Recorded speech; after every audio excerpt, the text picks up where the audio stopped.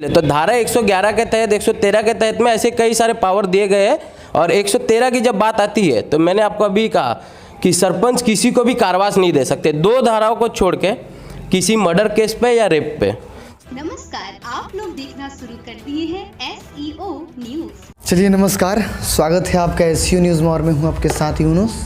एक ऐसे शख्सियत से बात करूंगा जो कि बहादुर पंचायत के काफ़ी यंग माना जाए तो 25-30 के लपेट में माना जाए तो एज होगा, लेकिन ये चुनाव लड़ रहे हैं सरपंच का। सरपंच ऐसा होना चाहिए कि गांव के मामला को वो कहीं थाना तक न जाने दे, लेकिन यंग है। हम बात करेंगे इनसे, विज़न क्या है इनका। इनका पत्नी चुनाव लड़ रही है, चूँकि लेडीज सीट है और ये उनका प्रतिनिधित्व कर रहे हैं। जाहिर सी बात है, बिहार का चुनाव ऐसे ही हो रहा है, जहाँ पे लेडीज सीट है, सिर्फ नॉमिनेशन के लिए लेडीज़ आगे के कार्य पति या ससुर या कोई भी कार्य को कर रहे हैं। फंडिंग तो नहीं आता है इसमें, लेकिन बात पावर बहुत ज़्यादा मायने रखता है इसमें। तो हम जानेंगे साहब से। चलिए, सबसे पहले आपका स्वागत है। Thank you.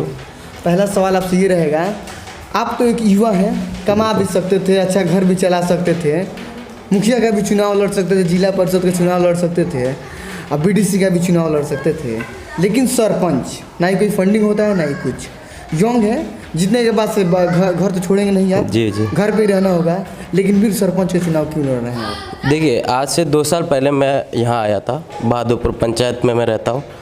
तो जब मैं यहाँ पे आया तो यहाँ पे मैं एक्चुअली घूम रहा था, और घूमने के बाद मैं देख रहा था कि यहाँ का जो महिला सीट से हम लड़ रहे हैं और उन्हीं के प्रति यहाँ पे राइट्स ही नहीं है, उनको वो हक नहीं है, उनको अधिकार नहीं दिए गए। सबसे पहले तो ये चीज़ है कि अगर हम जहाँ पे है, ठीक है, चाहे वो कोई भी प्रतिनिधि हो या कोई सी चीज़ का हम प्रतिनिधित्व कर रहे हैं, तो उससे पहले जनता को ये बताना ज़रूरी है कि आपका अधिकार क्या है, आपका हक क्या है। जैसे गांधी जी ने 1947 में जो सपना देखा था ग्राम स्वराज्य का, जो भीमराव अम्बेडकर, बाबा साहब अम्बेडकर ने 1950 में 26 गणतंत्र दिवस में, ठीक है, 26 जनवरी को जो उनका संविधान लिखा गया, ठीक है, उस टाइम में जब क्या हुआ, अनुच्छेद धारा 40 के तहत में राज्य सरकारों को यह आदेश दिया गया था कि आपको ग्राम पंचायत का गठन करना है। जो ग्राम पंचायत का जब गठन हुआ तो वो हुआ 2006 90 धारा के तहत में ग्राम कचहरी का गठन हुआ, जहाँ पे सरपंच को पावर दिया गया। जहाँ पे जब ग्राम कचहरी बना तो उसमें अध्यक्ष चुनना था, जो चुना गया ग्राम कचहरी के, जिसे हम आम शब्द में कहा जाए सरपंच कहा जाता है। उस वक्त में क्या था कि 40 धाराओं सरपंच के अंतर्गत की गई।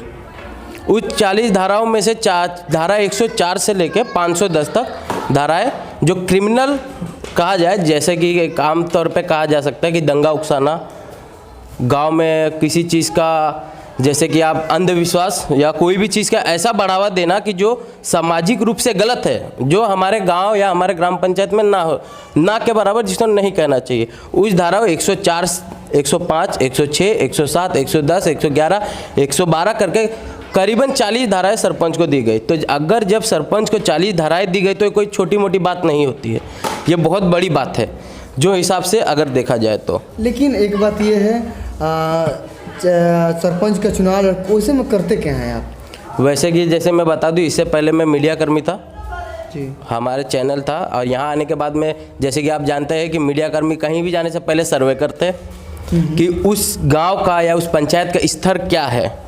तो उस सर्वे जब मैंने किया कि शायद मेरे ग्राम पंचायत में ऐसे कई लोग थे जो जनता को लूटे, सरपंच द्वारा काम नहीं हुआ, कोई भी छोटा काम चाहते हैं सरपंच। देखिए, अब मैं आपको बता रहा हूँ, जैसे बंटवारा हुआ तो टोटली जो भी बंटवारा है वो सरपंच के अंतर्गत आता है। उसे कचहरी तक या कोर्ट तक जाने की कोई ज़रूरत ही नहीं थी, यहाँ से ज़बरदस्ती खींचा गया। जो चीज़ 2 या 3 दिन में हल होना चाहिए था उसे सालों साल लगा दिया गया, ये गलत चीज़ था जो जनता को नहीं पता है। अगर जनता को इतना पता रहता कि हमें कैसे क्या करना है तो वो किसी भी वकील, किसी भी कोर्ट या किसी भी ऐसे एजेंट के पीछे नहीं जाती जो उनसे पैसा ले रहा है। उनको टोटली लूटा गया, ठीक है, लूटा गया। उनको ना जानने का अवेयरनेस नहीं है जनता में, इसलिए नहीं क्योंकि उन्होंने बताया नहीं। हम एक पर्टिकुलर पर्सन को, ऐसे पर्सन को पकड़ते हैं जिसका थाना में पहले से पैरवी होता है, और वो आपसे क्या करता है, आपको कहता है हम ऐसा करवाएंगे, हमें इतना पैसा दीजिए, जबकि ये गलत था। क्योंकि अगर हम एक प्रतिनिधि है, अगर हम सरपंच है, तो हमें ये जानना बहुत ज़रूरी है कि हमारे पंचायत, हमारे गांव में क्या हो रहा है। इसीलिए हम पंच को चुनते हैं। अगर आप बेसिकली पंच को चुने तो आप अपने पंच के पंचायत में जो पंच है उनको अवेयरनेस कीजिए कि आपके वार्ड में आपके पंचायत में क्या हो रहा है, उनसे हर एक खबर लीजिए, उसी बेस पे आप उन्हें सैलरी दे रहे हैं। लेकिन आप एक यंग हैं और अधिकतर देखा गया है सरपंच में एजेड लोग होते हैं, अनुभवी लोग होते हैं जो कि बातों को सहन शक्ति कर सकते हैं, उनके पास क्षमता होती है, कैपेसिटी होती है टॉलरेट करने का। लेकिन आप यंग हैं, अगर किसी पंचायत में जाते हैं तो ऐसा तो नहीं कि मतलब बहुत कुछ देखने को मिल जाने, कोई अगर वो बात ना सुने तो यंग है कैसे पॉसिबल हो सकता है? नहीं, देखिए अभी ऐसा कोई इशू नहीं आता है। अगर आप नॉलेजेबल है, आपको पता है, तो आप वो सब कर सकते हैं। जैसे धारा 111 के तहत में कोर्ट को किसी भी सरपंच को कारावास या किसी को भी आदेश नहीं दिया गया है कि आप किसी को कारावास की ऑर्डर दे सके, ठीक है। 119 के तहत में आप अपने थाने में आप अपने पदाधिकारी को कह सकते हैं कि यहाँ फलाना आदमी है, जो भी है वो हमारी बातों का नज़रअंदाज कर रहा है, उसके खिलाफ 2 बार एक्शन हो चुका है लेकिन उसके बाद भी नहीं मान रहा है। ये चीज़ इस धाराओं के तहत में उनसे बात मनवाया जाएगा। और बात रही कि अगर आप कोई चीज़ का गलती कर रहे हो और पर्टिकुलरली अगर हमें वोट मिला है और हमें जिताया गया है, तो इसीलिए जिताया गया है ताकि वो हमारी बात सुन सके और हम उनकी बात सुन सके। न्यायपीठ का जब गठन होता है तो उसमें 4 पंच होते हैं, 1 सरपंच होता है। वो 4 पक्षों की बात रखते हैं, 2 जन 2 पक्षों की बात रखते हैं। जब प्रथम पीठ होता है, प्रथम पीठ में 2 पंच होते हैं, 1 सरपंच होता है, जो एकदम बेसिकली नॉर्मल, जैसे कि गांव की बात है, झगड़ा हो गया तो उसको सुनने के लिए, वो ज़्यादा बड़े ना, इसी के लिए। तो धारा 111 के तहत 113 के तहत में ऐसे कई सारे पावर दिए गए हैं।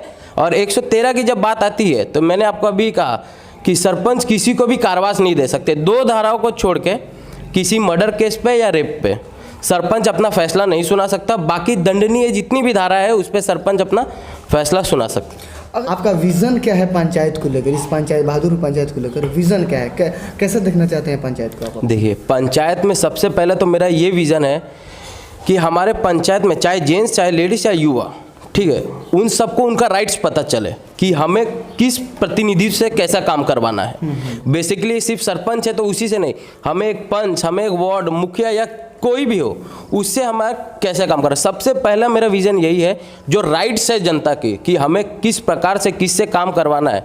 क्योंकि इस टाइम में हमने मुद्दा बहुत देखा, जैसे कि आप ये देखा कि कब्रिस्तान का देखरेख, मसान भूमि का देखरेख सरपंच को दे दिया गया। लेकिन हमारे ऐसे कितने प्रत्याशी या कितने कैंडिडेट हैं जिनको नहीं पता है, तो उन्होंने सरपंच का काम को भी अपने घोषणा पत्र में डाला। तो हमें, अगर हम कोई फील्ड में उतर रहे हैं तो सबसे पहले हमें ये देखना है कि हमारा एक्चुअल में काम क्या है, हम एक्चुअल में क्या कर सकते हैं, तो ये ज़रूरी है। और युवा का साथ, हम लोग कहते हैं युवा साथ युवा विकास, तो सिर्फ इलेक्शन ही तक है, उसके बाद में भाई सब भूल जाते हैं। ये हकीकत चीज़ें, ये जानना जरूरी है, ठीक है। तो बात रही कि अगर मेरे आने के बाद अगर लाडली खातून इस पंचायत से सरपंच बनती है तो सबसे पहले हमारे गांव के हर एक यूथ का एक सबसे पहले मीटिंग करवाया जाएगा। उस मीटिंग में अपने ग्राम पंचायती लेवल पे जो भी काम होगा वो मैं देने की टोटली तरीके से अपने तरफ से पूरा एकदम योगदान दूंगा। कि जैसे इस टाइम में हमारे ग्राम पंचायत को बेसिकली एक छोटा मोटा चीज़ें, CCTV कैमरे की बहुत ज़्यादा ज़रूरत है, जो बाज़ारों पे नहीं है, सड़कों पे नहीं है। छोटी मोटे एक्सीडेंट हो रही है। फिलहाल में एक केस हुआ था आलमपुर में, आपको शायद पता होगा, वो मर्डर के, वहाँ के लोग नहीं जानते कि उनका सरपंच कौन था। तो इससे ज़्यादा शर्म वाली बात शायद कुछ नहीं है मेरे हिसाब से, ठीक है। कि अगर वो पर्टिकुलरली इंसान जानता ही नहीं है, लोग नहीं जानते कि हमारा सरपंच कौन है, तो फिर उससे ज़्यादा आप एक पंचायत को कहाँ से मान रहे कि पंचायत विकसित है। अगर 15-20 साल से हम सिर्फ इंदिरा आवास और रोड का बात कर रहे हैं तो फिर इससे पता चलना चाहिए कि हमारा ग्राम पंचायत कितना विकसित हो चुका है, अगर हम सिर्फ इंदिरा आवास पे बात कर रहे हैं और बेसिकली बात है तो। चलिए, एक और अंतिम सवाल ये भी है कि क्रमांक संख्या कितना पर है? 8 पे हमारा क्रमांक संख्या 8 पे है, बकुला छाप है। बकुला छाप है, जी हाँ।